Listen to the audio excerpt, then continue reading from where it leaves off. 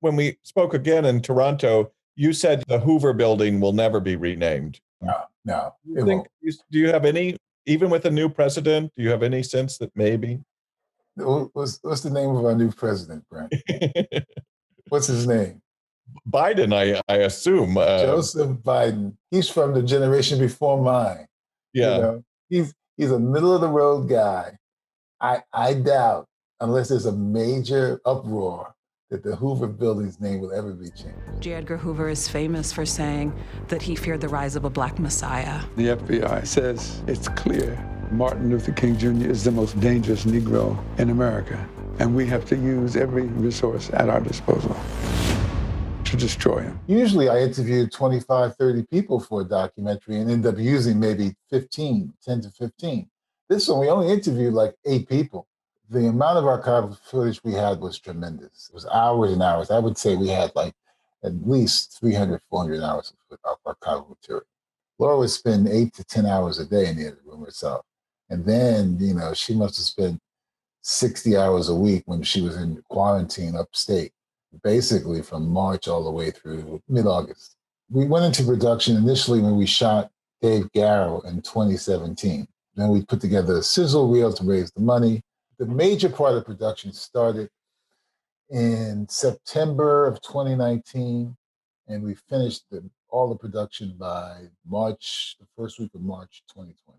Now, what am I going to do about Martin Luther King? It looks to me like he's too far gone. Your film leans very heavily on archival footage and archival material. It's it's the whole Megillah. Exactly. I had seen a documentary in around 2011, 2012 called the Black Power Mixtapes. And he had nobody on camera. Everybody from Angela Davis to Harry Belafonte were off camera. And it forced you to really get engaged in the archival footage. And sometimes when you break it up with talking heads, it takes you out of the moment. What was fascinating was when we brought on the archival producer, Brian Becker, he not only knew the stuff that we always wanted to look for, but he found new stuff that I had never seen. So for example, the material of King on the Merv Griffin show with Harry Belafonte, I don't think I've seen that, or I don't remember it. The material of Dr. King at home with Coretta Scott King and his parents and his children, I had never seen that material. This is one of the wonderful things about doing archival films.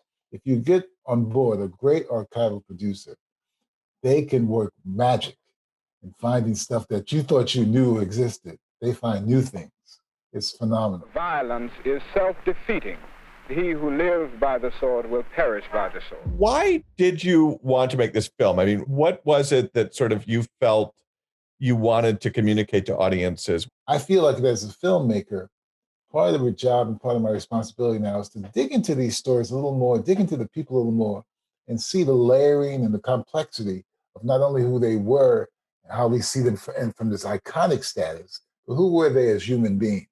He was not only the leader of the SCLC and the civil rights movement of the 60s, 50s, and 60s, he was a man who had to deal, knowing full well that he was being monitored 24/7 by the FBI. Even though he was married and had a lovely family, he had these extramarital affairs that obviously he was trying to deal with also.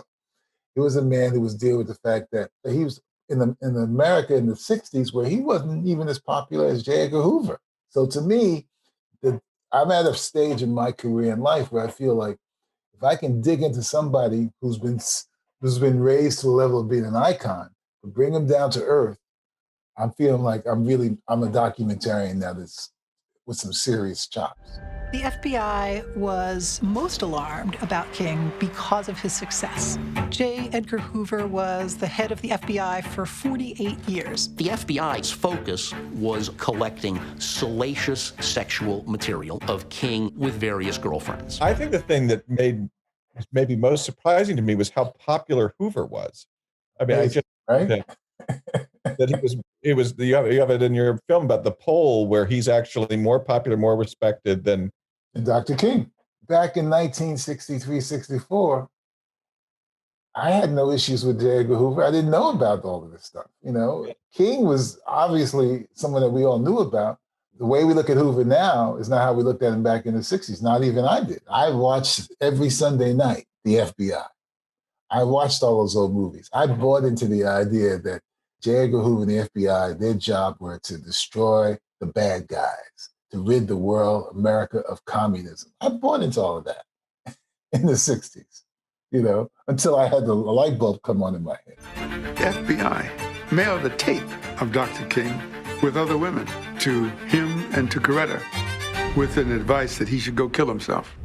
Could you tell me a little bit about your interview with James Comey? We knew about this letter that Sullivan had sent to Coretta Scott King that Comey kept a copy of on his desk to always show to the new FBI agents who were coming onto the Bureau.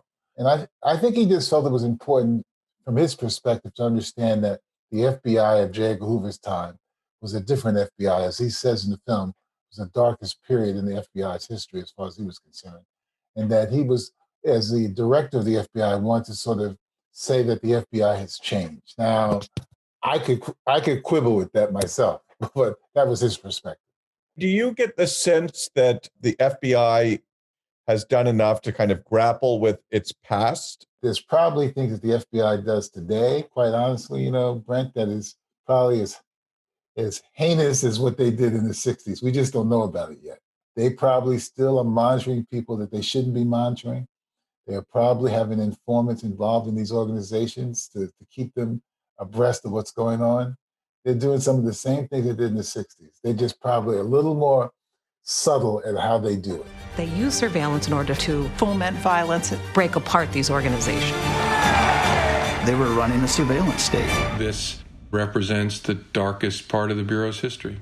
The tapes, they will be made public in 2027. I mean, what is your sort of feeling about that? I think they should be released because, think about it this way. I don't think you're going to hear just what they consider the scandalous stuff going on in Dr. King's private life, but they will hear the strategies that King, Ralph Abernathy, Dorothy Cotton, Andy Young, Wyatt T. Walker, the strategies they had while they were in those hotels, in those cities like Birmingham, in Albany, Georgia, even in Chicago. What were the strategies they were trying to use to sort of dismantle the walls of segregation? That would be fascinating to hear. So I look forward to hearing those tapes myself. He realized how sick this country was. We were trying to reveal the truth about segregation. The greatness of America